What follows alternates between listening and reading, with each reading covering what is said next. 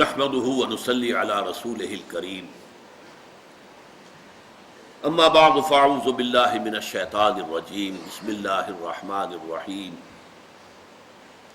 فاتقوا الله ما استطعتم واسمعوا واطيعوا وانفقوا خيرا لانفسكم ومن يوق شح نفسه فاولئك هم المفلحون ان تقرضوا الله قرضا حسنا يضاعفه لكم ويغفر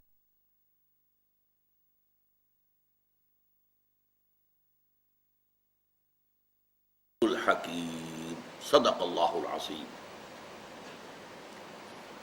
رب اشرح لي صدري ويسر لي امري واحلل عقدة من لساني يفقهوا قولي اللهم ربنا الهمنا رشدنا واعذنا من شرور انفسنا اللهم ارنا الحق حقا وارزقنا اتباعه وارنا الباطل باطلا وارزقنا اجتنابه آمین یا رب العالمین۔ سورہ تغابن میں جو پہلے میں نے عرض کیا تھا کہ پہلا رکوع 10 آیات پر مشتمل ہے، 7 آیات میں توحید، آخرت، معاد اس کا بیان ہے، نیریٹو ہے، 3 میں ان کو ماننے کی دعوت ہے، فآمنوا باللہ ورسولہ والنور الذی انزلنا، بس ایمان لاؤ اللہ پر اور رسول پر اور اس نور پر کہ جو ہم نے نازل کیا۔ بعین ہی یہی تقسیم ہے دوسرے رکوع میں۔ 5 آیتوں میں ایمان کے نتائج، ثمرات، عواقب، ایک انڈیویجول کی حیثیت سے بھی اور دنیا میں مال و اسباب کے اندر گھرے ہوئے ہونے اور رشتہ داریوں کے اندر جکڑے ہوئے ہونے کے اعتبار سے بھی ایمان کے نتیجے میں نقطہ نظر میں کیا تبدیلی آنی چاہیے وہ ہم پڑھ چکے ہیں۔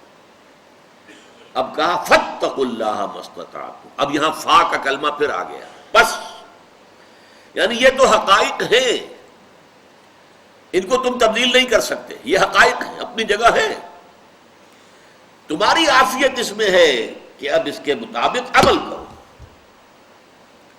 پہلی بات فاتقوا اللہ ما استطعتم، بس اللہ کا تقوی اختیار کرو جتنا بھی تمہارے حد امکان میں۔ تقوی کسے کہتے ہیں؟ ہمارے منتخب نصاب میں یہ لفظ ایک اصطلاح کے طور پر پہلی دفعہ آ رہا ہے۔ وقا یقی، وہ کہتے ہیں بچنا، بچانا، اسی سے بنا ہے وقنا عذاب النار، اے اللہ ہمیں بچا لے آگ کے عذاب سے۔ اس میں باب تفاعل بنتا ہے ابتقاء، واو اور تے جمع ہو جاتے ہیں تو اتقاء، اتقاء کے معنی ہے بچنا، وقا بچانا، اتقاء خود بچنا۔ بدقسمتی سے اس کا جو ترجمہ ہمارے ہاں عام طور پر اردو تراجم میں ہے وہ ڈرو، اللہ سے ڈرو، یہ ترجمہ اچھا نہیں ہے، میں غلط نہیں کہتا، اچھا نہیں ہے۔ اللہ تعالیٰ کوئی خوفناک ہستی نہیں ہے، وہ تو رحیم ہے، ودود ہے، اللہ تعالیٰ بندوں سے محبت کرتا ہے، الخلق عیال اللہ، تمام مخلوقات اس کے کنبے کے مانند ہیں، لہذا وہ کوئی خوفناک شے نہیں ہے کہ ڈرا جائے۔ یہ ڈر کس طرح کا ہے؟ جیسے ایک سعادت مند بیٹا ڈرتا ہے کہ والد ناراض نہ ہو جائے، میں اپنے والد کے احساسات کو ٹھیس نہ پہنچا دوں، میرے والدین نے مجھ سے یہ توقعات وابستہ کر رکھی ہے، کہیں ایسا نہ ہو کہ میں ان کی امیدوں پر پانی پھیر دوں۔ یہ ڈر، یہ خوف، اس معنی میں اللہ کا ڈر بھی اگر لفظ استعمال کیا جائے تو غلط نہیں ہے، لیکن اصل میں اس کے معنی ہے اللہ کی نافرمانی سے بچنا۔ اللہ کی نافرمانی سے بچو گے تو اللہ کے عذاب سے بچو گے، آخرت میں اللہ تعالیٰ کے عذاب سے، جہنم سے بچ جاؤ گے۔ اس کے ضمن میں بہترین تعبیر جو ہے حضرت ابی ابن کعب رضی اللہ تعالی عنہ، صحابہ میں سے، انصار میں سے ایک ایسے صحابی ہیں جن کے بارے میں حضور کی یہ سند ہے، اقرأہم ابی ابن کعب، میرے صحابہ میں قرآن کا سب سے بڑا عالم ابی ابن کعب ہے۔ رضی اللہ تعالی عنہ. تو حضرت عمر رضی اللہ تعالی عنہ کے عہد خلافت میں ان کی شورا کا اجلاس ہو رہا تھا. تو ایک مسئلہ کھڑا ہو گیا، ہاؤ ٹو ڈیفائن تقوی. تقوی کی ڈیفینیشن کیا ہوگی؟ تقوی کسے کہتے ہیں؟ معین الفاظ میں تقوی کا مفہوم کیا ہے؟ تو بہت سے لوگوں نے اپنی اپنی رائے دی. حضرت عمر نے خاص طور پر، ابی بن کعب خاموش رہے تھے، ان سے کہا ابی آپ فرمائیں. اب انہوں نے مثال دی کہ امیر المومنین، آپ جانتے ہیں کہ اگر کسی شخص کو کسی ایسے جنگل میں سے گزرنا پڑے جہاں خاردار جھاڑیاں ہوں، اوپر درخت ہیں نیچے جھاڑیاں ہیں. اب یہ میں اضافہ کر رہا ہوں، جھاڑیوں میں سانپ ہیں کیا نہیں ہے، پھر کوئی پگڈنڈی نہیں ہے، کوئی راستہ بنا ہوا نہیں ہے، جانا ہے آپ کو، گزرنا ہے. کچھ پتہ نہیں کہ کہیں پاؤں آپ رکھیں اور وہاں گھاس کے اندر جو ہے سانپ کنڈلی مارے بیٹھا اور وہ آپ کو ڈس لے. اور آپ نے دیکھا ہوگا کانگو کا طاس اور ایمیزن کا طاس، وہاں تو درختوں سے سانپ لٹکے ہوئے ہوتے. تو ایسے میں کیسے آدمی پھونک پھونک کر قدم رکھتا ہے، ہر طرف سے چوکس ہو کر، چوکنا ہو کر، کہیں میرا کپڑا کہیں کسی جھاڑی میں الجھ نہ جائے، کہیں میں کسی ایسی گھاس، لمبی گھاس کے اندر پاؤں نہ رکھ دوں کہ جس میں ہو سکتا ہے یا کسی موذی جانور کے بل میں میرا پاؤں چلا جائے، یا یہ کہ کوئی سانپ جو ہے.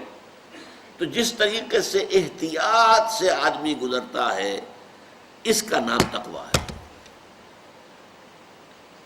یہ دنیا جو ہے ہماری زندگی، یہ ایک گزرگاہ ہے، چل رہے ہم، اور یہ ایک ایسی گزرگاہ ہے ہر چہار طرف معصیت، گناہ، اس کے جھاڑیاں موجود ہیں، گناہ کی دعوت موجود ہے، ٹیمپٹیشنز موجود ہیں، غلط کام کرنے کے لیے ترغیب موجود ہے. ان جھاڑیوں سے بچ کر نکل جانا، کہ بازار سے گزرا ہوں خریدار نہیں ہوں، پاک دامن گزر جانا وہاں سے، کوئی دھبا معصیت کا، کوئی دھبا گناہ کا، کوئی اللہ کی نافرمانی کا دھبا نہ لگنے پائے. یہ تقویٰ. اب اس تقویٰ کے لیے جو سب سے گاڑھی آیت قرآن مجید میں آئی ہے وہ سورہ آل عمران کی آیت ہے 102. یا ایھا الذین آمنوا اتقوا اللہ حق تقاتہ. اے ایمان والو، اللہ کا تقویٰ اختیار کرو جتنا کہ اس کے تقویٰ کا حق ہے. اس پر صحابہ گھبرا گئے، حضور کی خدمت میں حاضر ہوئے، اس لیے کہ میں نے بارہا آپ سے کہا ہے کہ ہمارا قرآن کا پڑھنا اور سننا کسی اور قسم کا ہے، اور ان کا قرآن کا پڑھنا اور سننا کسی اور نوعیت کا تھا. وہ قرآن سنتے ہی، پڑھتے ہی دیکھتے تھے کہ ہم اس پر عمل کریں گے، عمل کر سکتے کہ نہیں کر سکتے. ہم صرف ثواب کے لیے پڑھتے ہیں، عمل کی تو نیت ہی نہیں، لہذا ہمیں تو کوئی تشویش ہوگی نہیں. اتقوا اللہ حق تقاتہ ہی پڑھ کے نکل جائیں گے.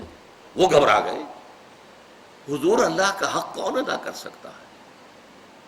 جبکہ ذہن میں رکھیے خود حضور کے اپنے الفاظ ہیں، اللہ تعالیٰ سے خطاب کرتے ہوئے، ما عرفناک حق معرفتک، اے اللہ ہم تجھے نہیں پہچان سکے جیسے کہ پہچاننے کا حق تھا. وما عبدناک حق عبادتک، اور اللہ ہم تیری بندگی اور پرستش نہیں کر پائے جیسے کہ تیری بندگی اور پرستش کا حق تھا. تو فاتقوا اللہ حق تقاتہ، یہ کیسے ممکن؟ پھر جب یہ آیت اتری ہے فاتقوا اللہ ما استطعتم، اللہ کا تقوی اختیار کرو جتنا بھی ممکن ہے، جتنا بھی ممکن ہے، جتنی استطاعت ہے. تب ان کے جان میں جان آئی کہ ہاں آپ انسان اپنی حد استطاعت تک، اپنی امکانی حد تک تو کوشش کر سکتا ہے. اب اس میں گویا کہ خلاصہ آ گیا. جو پہلی 5 آیات میں سے دوسری آیت تھی وَأَطِيعُوا اللَّهَ وَأَطِيعُوا الرَّسُولَ، یہ گویا کہ اس کی دعوت ہے فاتقوا اللہ ما استطعتم. اس لیے کہ در حقیقت اللہ کا حکم ماننا اصلاً رسول کا حکم ماننا ہے. نظری اعتبار سے تھیوریٹیکلی اطاعت اللہ کی ہے، عملی اعتبار سے پریکٹیکلی اطاعت رسول کی ہے. اللہ کا حکم بھی تو ہمیں رسول کی معرفت ملا ہے. تو اطاعت رسول ذریعہ ہے اطاعت خداوندی. وَمَن يُطِعِ الرَّسُولَ فَقَدْ أَطَاعَ اللَّهَ، جو رسول کی اطاعت کی جس نے، اس نے در حقیقت اللہ کی اطاعت کی. وَمَا أَرْسَلْنَا مِن رَّسُولٍ إِلَّا لِيُطَاعَ بِإِذْنِ اللَّهِ، اور ہم نے نہیں بھیجا کسی بھی رسول کو مگر اس لیے کہ اللہ کے اذن سے اس کی اطاعت کی جائے.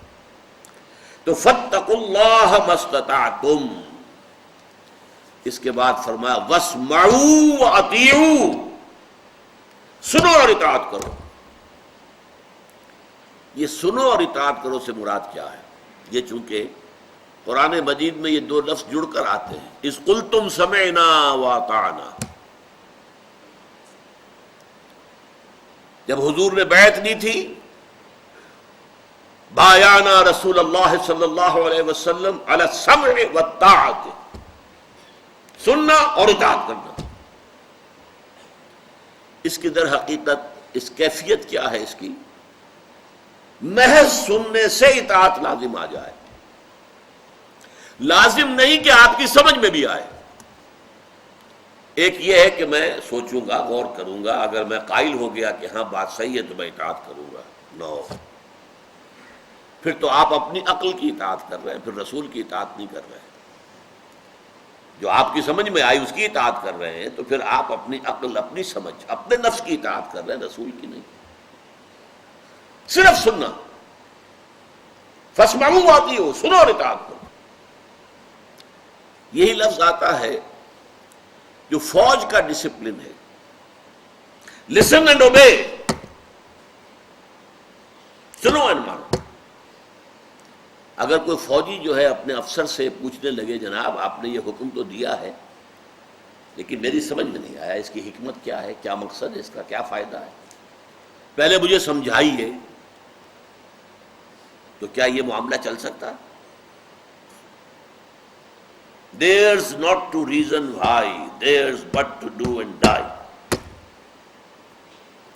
Charge of the Light Brigade ایک نظم میٹرک کے زمانے میں پڑھی تھی. ایک کیولری کو، گھڑ سوار فوج، اسے حکم دے دیا گیا چارج کرو، بڑھو آگے، حملہ کرو.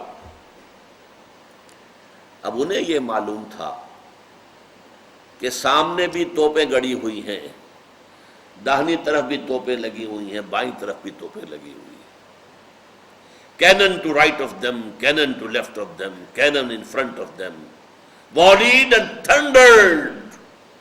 یہ توپیں جو ہے توپ کے گولے برسا رہی ہیں بارش کے طریقے سے اور گرج رہی ہیں. اس حال میں حکم ہوا بڑھو اور چارج کرو. گویا کہ موت کے منہ میں جانے کا حکم ہے نا. تو فوجیوں نے یہ سوچا someone has blundered, volleyed and thundered, someone has blundered. کسی نے بہت بڑی غلطی کی ہے، کسی جرنیل نے، کسی کرنیل نے، کسی آفیسر نے بڑی غلطی کی ہے. اس حالت میں چارج کا حکم دیا گیا ہے. لیکن there's not to reason why, there's but to do and die.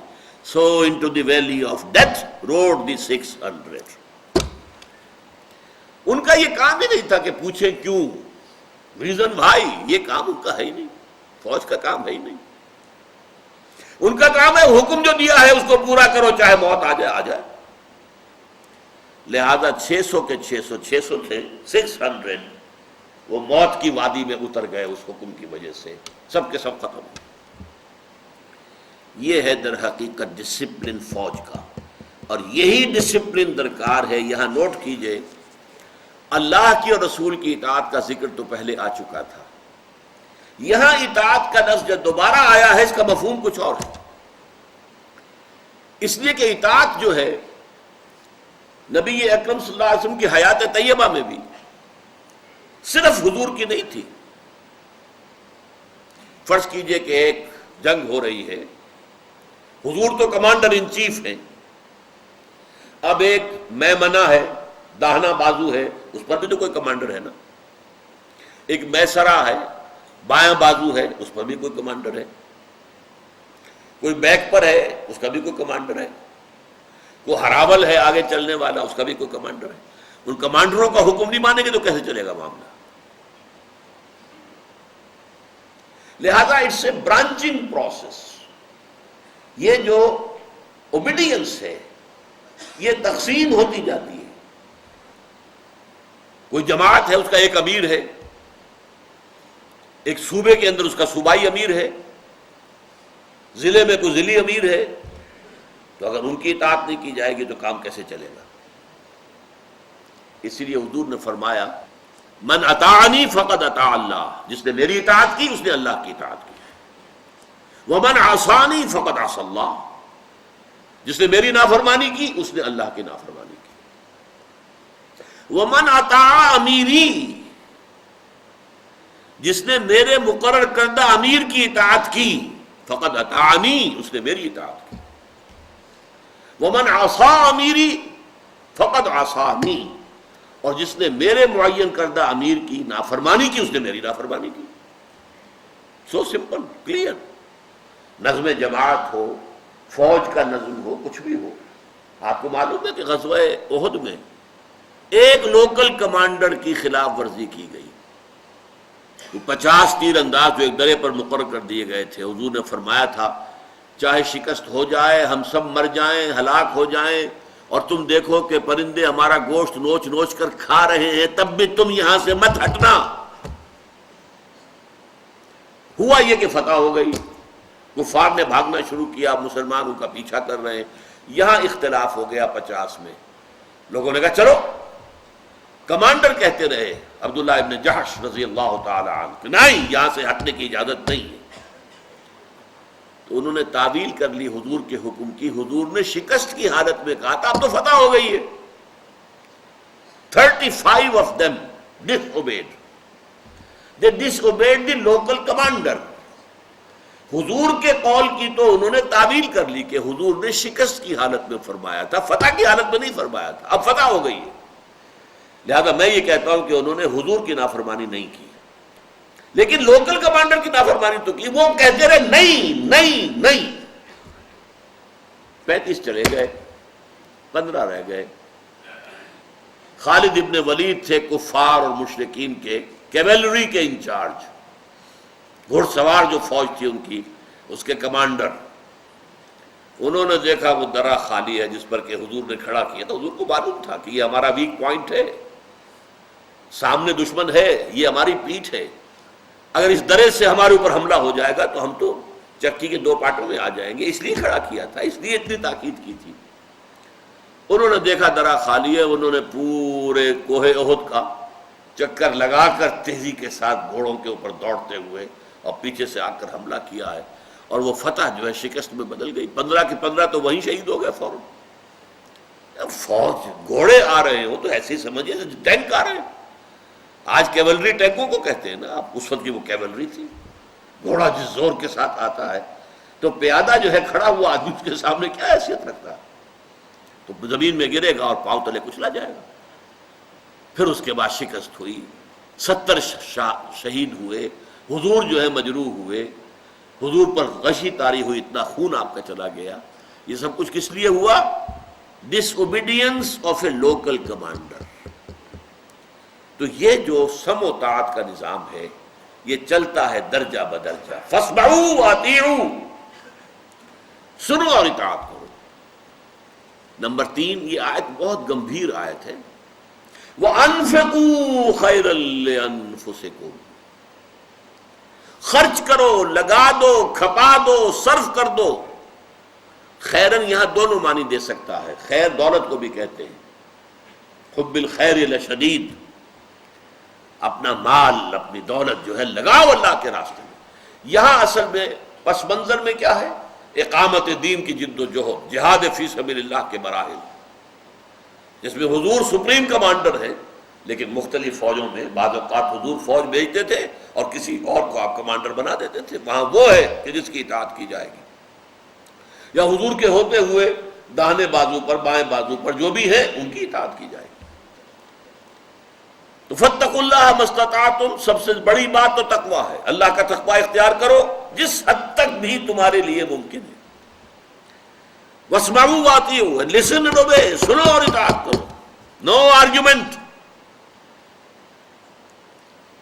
البتہ اس میں ایک استثناء ہے. حضور کا ہر حکم واجب التعمیل تھا، لیکن حضور کے قائم کردہ مقرر کردہ کسی امیر کا جو نبی نہیں ہے، ظاہر بات ہے امتی ہے، اس کا ہر حکم واجب التعمیل نہیں ہے۔ اگر وہ شریعت کے خلاف حکم دے نہیں مانا جائے گا، لیکن اگر آپ ثابت نہ کر سکیں کہ یہ شریعت کے خلاف ہے تو لازماً ماننا پڑے گا۔ The only exception is that you can prove کہ یہ حکم جو ہے یہ شریعت کے خلاف ہے۔ یہ بھی ایک واقعہ ہو گیا تھا، حضور نے ایک کوئی چھوٹا سا دستہ بھیجا کہیں کسی مہم پر، اس کے ایک کمانڈر بھی تھے، وہ تھے ذرا جلالی مزاج کے، غسیل۔ کسی مرحلے پر وہ اپنے سارے ساتھیوں سے جو ان کے ساتھ تھے ناراض ہو گئے شدید۔ اب انہوں نے کہا گڑھا کھودو، ایک بہت بڑا گڑھا کھود دیا، کوئی چیز خلاف تو نہیں شریعت کی، گڑھا کھود دیا۔ لکڑیاں لاؤ، اس میں لکڑیاں ڈالو، لکڑیاں ڈال دیں، میں آگ لگا دو، آگ لگا دی۔ اب فرمایا کود جاؤ اس کے اندر۔ اب وہ کھڑے ہو گئے کہ صاحب یہ اس آگ سے بچنے کے لیے تو ہم نے محمد کا دامن تھاما ہے صلی اللہ علیہ وسلم، جہنم کی آگ سے بچنے کے لیے قوا انفسکم واہلیکم نارا، جہنم کی آگ سے بچنے کے لیے تو ہم نے حضور کا دامن جو ہے وہ تھاما ہے، تو یہ کام تو ہم نہیں کریں گے۔ یہ گویا کہ معصیت کا معاملہ تھا، یہ خودکشی ہو رہی تھی، خودکشی حرام ہے، شریعت کے خلاف۔ انہوں نے نہیں مانا، حضور کے سامنے معاملہ ہے، حضور نے فرمایا صحیح کیا بالکل۔ اس لیے اگر وہ داخل ہو گئے ہوتے اس گڑھے میں تو اس آگ سے کبھی نہ نکل پاتے، یعنی دنیا میں مر جاتے، آخرت میں پھر جہنم میں جاتے، اس لیے کہ وہ خودکشی تھی کہ جو حرام موت۔ اس کو ذہن میں رکھیے کہ یہاں پر اللہ کا، اللہ کے رسول کا ہر حکم ایز اٹ از، جو کا تو، واجب التعمیل، واجب الاطاعت، لیکن اس کے بعد کسی اور کا حکم بھی اس لیے کہ اس نے کہا نہیں، لیکن اس کے لیے ضروری ہے کہ آپ کے پاس دلیل ہو۔ جب حضور نے بیعت لی تھی صحابہ کرام سے، جس کی کہ صحیح مسلم صحیح بخاری دونوں میں روایت موجود ہے، حضرت عبادہ ابن صامت سے رضی اللہ تعالی عنہ، بایعنا رسول اللہ صلی اللہ علیہ وسلم علی السمع والطاعت فی العسر والیسر والمنشط والمکرہ وعلی اثرۃ علینا وعلی لا ننازع الامر اہلہ۔ یہاں ایک روایت میں مسلم شریف میں الفاظ ہیں الا ان تروا کفرا بواحا عندکم فیہ من اللہ برہان۔ ترجمہ کیا ہے؟ ہم نے بیعت کی تھی حضور سے صلی اللہ علیہ وسلم کہ آپ کا ہر حکم سنیں گے اور اطاعت کریں گے، خواہ مشکل ہو خواہ آسان ہو، خواہ ہماری طبیعتیں آمادہ ہو خواہ ہمیں اپنی طبیعتوں پر جبر کرنا پڑے، اور جنہیں بھی آپ امیر بنائیں گے ان سے جھگڑیں گے نہیں۔ لیکن اب اس میں اضافہ کیا الا یہ کہ کوئی کفر بواح کا حکم دیا جا رہا ہو جس کے لیے تمہارے پاس اللہ تعالیٰ کی طرف سے دلیل موجود ہے، تم دلیل سے ثابت کر سکو کہ یہ شریعت کے خلاف حکم دیا جا رہا ہے، تب تو تم کہو گے لا سمع ولا طاعہ، نہ سنیں گے نہ مانیں گے، ورنہ اس سے پہلے ہر حکم کو ماننا پڑے گا۔ اب تیسری چیز آ رہی ہے اسی تحریک کے ضمن میں، وہ تحریک، وہ اقامت دین کی جد و جہد، اس کے لیے پیسے کی ضرورت تھی، وسائل چاہیے تھے، مالی وسائل، ہتھیاروں کے لیے، ساز و سامان کے لیے، رسد کے لیے۔ وَأَنفِقُوا خَيْرًا لِأَنفُسِكُمْ، خرچ کرو، لگا دو، کھپا دو، صرف کر دو جو دولت ہے، اور یہ خیرًا لِأَنفُسِكُمْ اس طرح کے معنی بھی ہو سکتے، یہ تمہارے اپنے لیے بہتر ہے۔ یہاں سب کچھ اللہ کی راہ میں لگا دینا اصل میں خرچ نہیں ہے، یہ تو اللہ کے ڈیوائن بینک میں ڈپازٹ ہو گیا ہے۔ سمجھئے اس بات کو۔ حضرت عائشہ صدیقہ رضی اللہ تعالی عنہا کے ہاں ایک بکری ذبح ہوئی، سارا گوشت اصحاب صفہ دروازے پر ہی بیٹھے ہوئے تھے، سب میں تقسیم کر دیا، صرف ایک شانہ جو ہے حضرت عائشہ نے بچا کر رکھ لیا، اس لیے کہ حضور کو دستی کا گوشت مرغوب تھا، پسند تھا۔ اب حضور تشریف لائے، پوچھا ما بقی منہا، اس بکری میں سے کیا بچا؟ حضرت عائشہ نے فرمایا، عرض کیا، ما بقی منہا الا کتفھا، کچھ نہیں بچا، سب اللہ کی راہ میں ہم نے دے دیا سوائے ایک دستی کے۔ فرمایا بقیہ کلھا الا کتفھا، ساری بکری بچ گئی ہے سوائے اس دستی کے۔ یہ دستی ہم کھا لیں گے، کنزیوم ہو گئی، ختم ہو گئی، اور جو اللہ کی راہ میں دے دیا گیا وہ بچت ہے، وہ بچت ہے، وہ بچت ہے۔ یہ نقطہ نظر کی تبدیلی ہے۔ آخرت پر یقین ہے تو یہ نتیجہ نکلے گا کہ اللہ کی راہ میں خرچ کرنا حقیقت میں بچت ہے، انویسٹمنٹ ہے۔ دنیا میں سود حرام ہے اور وہاں کا سود 100 گنا بھی جائز ہے۔ سورہ بقرہ میں فرمایا گیا ہے نا، ایک دانے کی مثال، مکئی کا ایک دانہ جو ہے زمین میں اگر وہ جڑ پکڑ لے، اس سے مکئی کا ایک پودا بنا اور اس میں سے 7 سٹے لگے ہوئے ہیں اور ہر سٹے میں 100 دانے ہیں، تو ایک دانے سے 700 دانے آ گئے نا۔ یہی مثال ہے جو مال اللہ کی راہ میں خرچ کیا جائے 700 گنا، بلکہ جس کو اللہ چاہے گا اور بھی بڑھا دے گا، اور بھی اضافہ کر دے گا۔ تو اللہ تعالیٰ کے ہاں انویسٹ کرو، وَأَنفِقُوا خَيْرًا لِأَنفُسِكُمْ، خرچ کرو۔ یہ تو چونکہ یہ جو المسبحات میں نے آپ کو تعارف کرایا تھا شروع میں، تو المسبحات میں سے یہ آخری صورت ہے جو ہم پڑھ رہے ہیں، لیکن ہمارے منتخب نصاب میں یہ پہلی ہے، ورنہ جب ہم باقی پڑھیں گے تو نظر آئے گا آپ کو کہ یہ انفاق پر بہت زور ہے ان صورتوں کے اندر۔ اس سے پہلی صورت سورہ منافقون، نفاق کے مرض کا علاج ہے انفاق، نفاق کا علاج انفاق، انفاق خرچ کرنا، لگا دینا، صرف کر دینا، دے دینا اللہ کی راہ میں۔ جتنا دو گے اتنا ہی نفاق جو ہے اندر سے دھلتا چلا جائے گا، صاف ہوتا چلا جائے گا۔ اس لیے کہ نفاق کا اصل سبب کیا ہے؟ دنیا کی محبت، اور دنیا کی محبت کا سب سے بڑا سمبل، سب سے بڑی علامت وہ ہے مال کی محبت۔ فرمایا وَمَن یُوقَ شُحَّ نَفْسِهِ فَأُولَٰئِکَ هُمُ الْمُفْلِحُونَ، اور جو اپنے نفس کے بخل اور لالچ سے بچا لیا گیا، مال تو انہ لحب الخیر لشدید، مال تو سب کو محبوب ہے، اسے تجوریوں میں سونا چاندی سنبھال کے رکھنے کو جی چاہتا ہے، اپنے ایسٹس، اپنے اینول جو بھی آپ کی بیلنس شیٹ بنتی ہے اس میں ایسٹس دیکھ کر خوشی ہوتی ہے، ایسٹس بڑھ گئے ہیں۔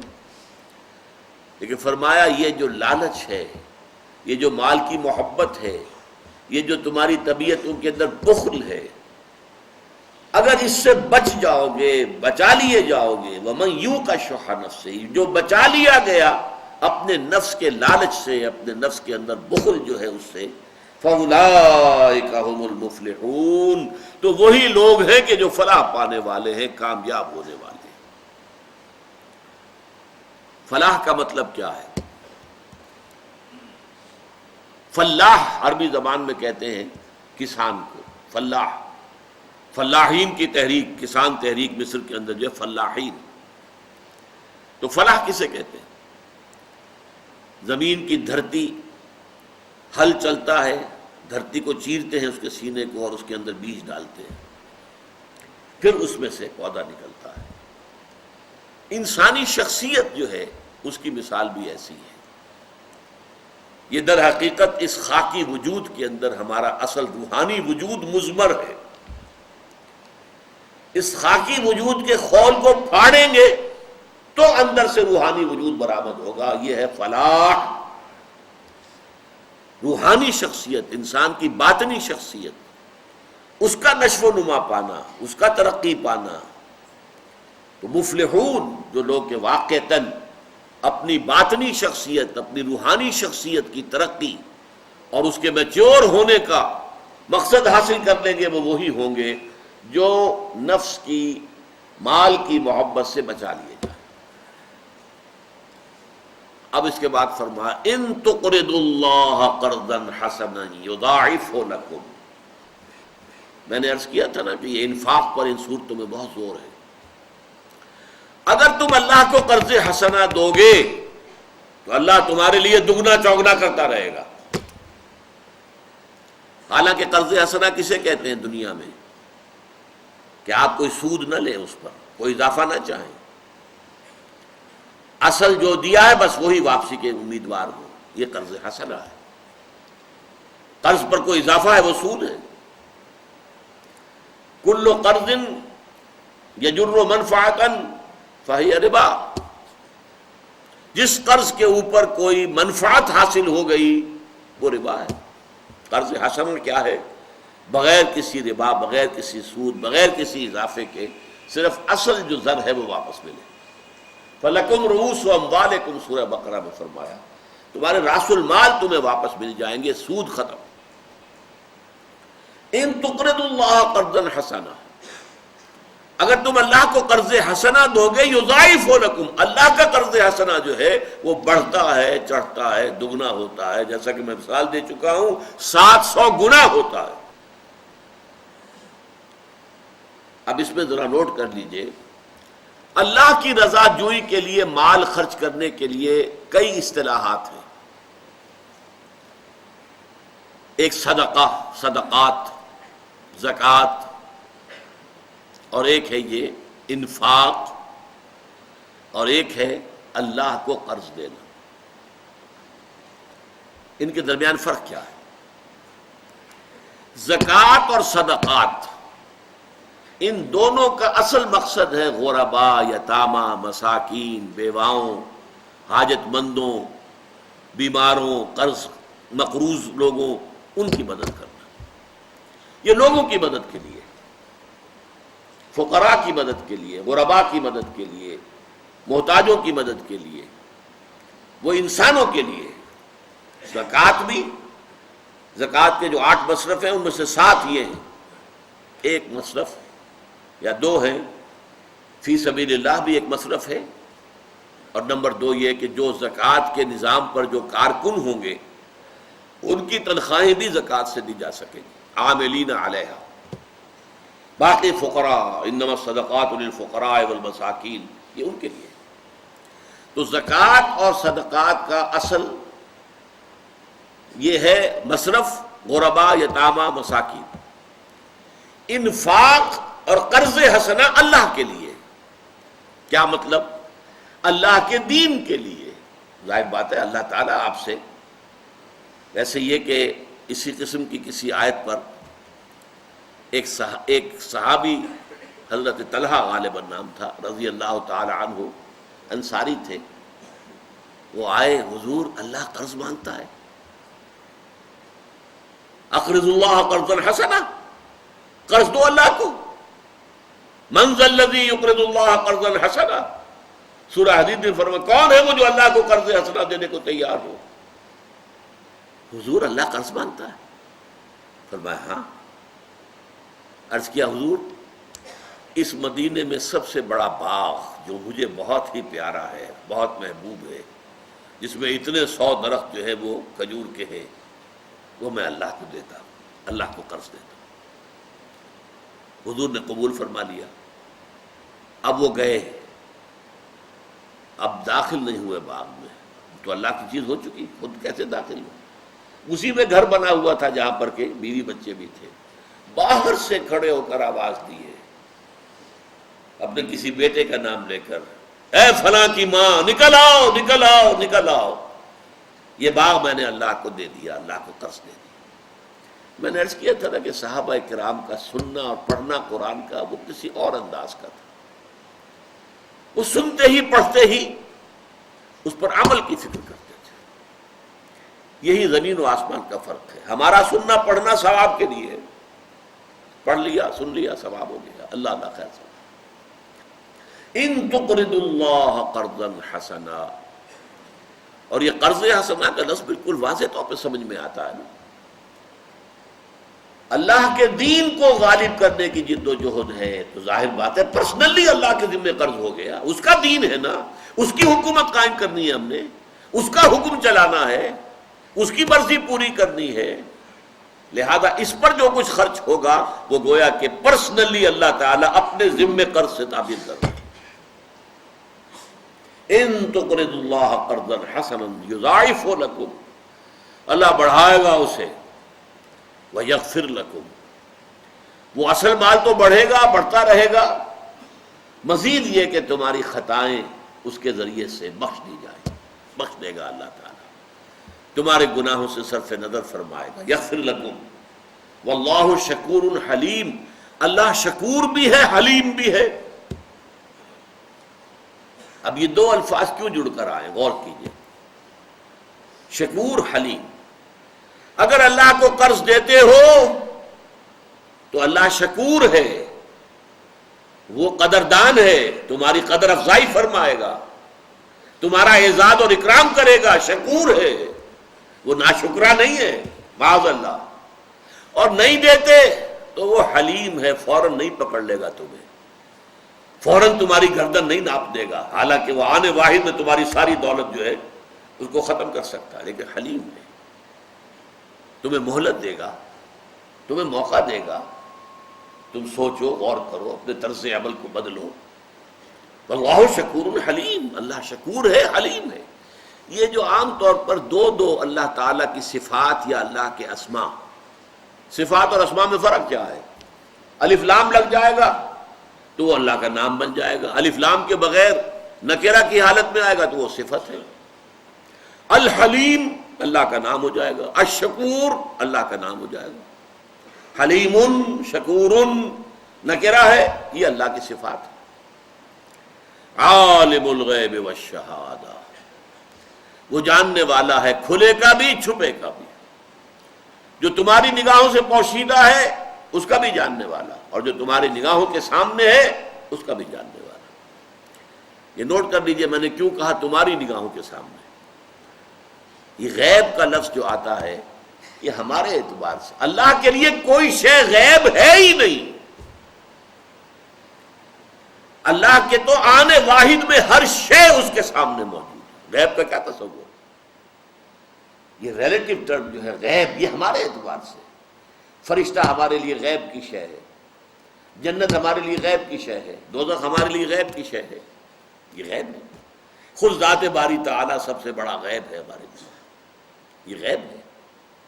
اللہ کے سامنے ہر شے آنے واحد میں، ماضی حال اور مستقبل پورا کا پورا احاطہ کیے ہوئے اللہ کا علم جو ہے ہر آن مکمل ہے۔ لہذا یہاں عالم الغیب والشہادہ، وہ جاننے والا ہے غائب کا بھی جو تمہاری نگاہوں سے غائب ہے، جسے تم نہیں دیکھ سکتے، جو تمہارے لیے انویزیبل ہے، اور شہادہ بھی جو تمہارے سامنے موجود ہے۔ العزیز الحکیم، جو بے انتہا اختیارات کا مالک ہے، العزیز جس کی اتھارٹی پر، جس کے اختیارات پر کوئی چیک اینڈ بیلنس نہ ہو۔ دیکھیے دنیا میں ہمارا کانسیپٹ کیا ہے؟ authority tends to corrupt and absolute authority corrupts absolutely۔ یہ پولیٹیکل سائنس کا ایکسیم ہے، اصول ہے۔